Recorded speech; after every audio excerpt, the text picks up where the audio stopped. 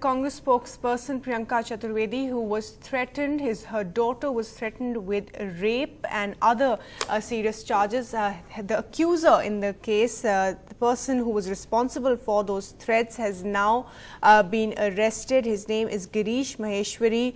He is the person who threatened Priyanka Chaturvedi and her daughter on social media, on Twitter. He's been arrested from Ahmedabad, we believe, and will be produced in Borivali Court in Mumbai this afternoon. This is what we're picking up from our reporters on the ground. Now, this, of course, coming after the matter was raised with the Union Home Ministry, and Rajnath Singh had also directed action against the person who had, in fact, threatened Priyanka Chaturvedi on Twitter, threatening rape of a daughter.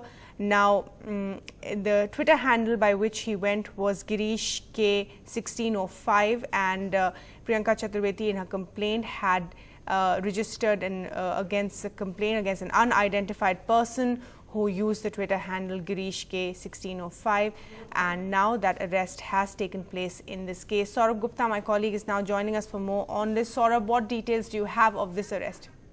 All right, Priyanka Chaturvedi. Priyanka Chaturvedi is on the line with us. Priyanka Chaturvedi, thank you very much for talking to you. Are you relieved with the fact that this person who was so far unidentified has been arrested now? Yes, extremely relieved and also grateful to the Mumbai police, the Delhi police and the Home Ministry for taking this up on a priority. Simply because it also, besides, threatening me, they were threatening a minor child. So it comes as a sense of relief. And I hope this particular arrest deters all these people who behind their, nameless handles continue to troll women who have a differing point of view. Well, absolutely. And Priyanka, you wouldn't be the first female politician to have been threatened, and this has become a trend now. So it is certainly worrying that this is happening at such a large scale. We've seen the amount of trolling that the Foreign Minister Sushma Swaraj has gone through. So the messaging really has to be much stronger. As you're pointing out, there's been swift action in this case. But what would you suggest the government needs to do to have a larger policy in place?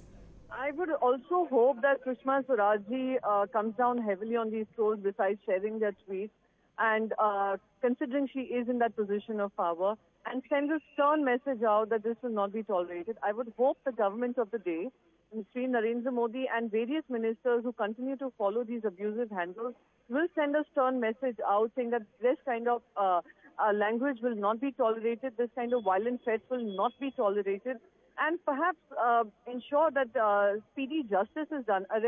They have arrested him, but I hope once it goes to the court, he gets a punishment he duly deserves. That would perhaps send a strong message out that this will not be tolerated anymore, and women can stand up and fight for their own selves and fight for their rights.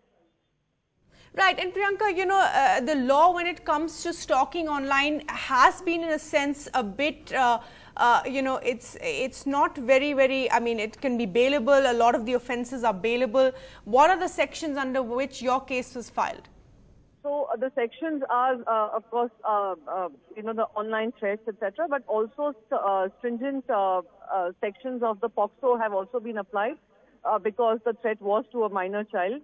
So I'm hoping that the person who has been arrested would find it difficult to get bail and would go through the entire rigorous process of the entire court proceedings and gets the punishment he duly deserves.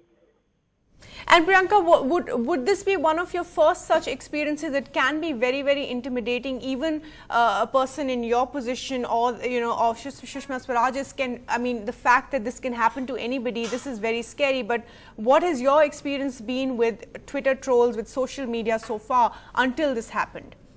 No, I have been abused almost on a regular basis through these nameless handles who follow one particular ideology and who believe that through their incessant trolling they can quieten us and silence us.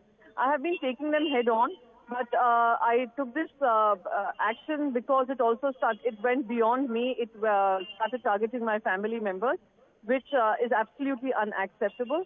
And also to bring to your notice, I had taken another matter to the police in 2016 when I was threatened a situation like Nirbhaya and an outcome like Nirbhaya. So this is something that I have taken up strongly, but I just hope this particular incident will send a strong message out to all the women out there who perhaps may not be able to take this cause up, will get some relief from such kind of trolling that they face almost on a daily basis.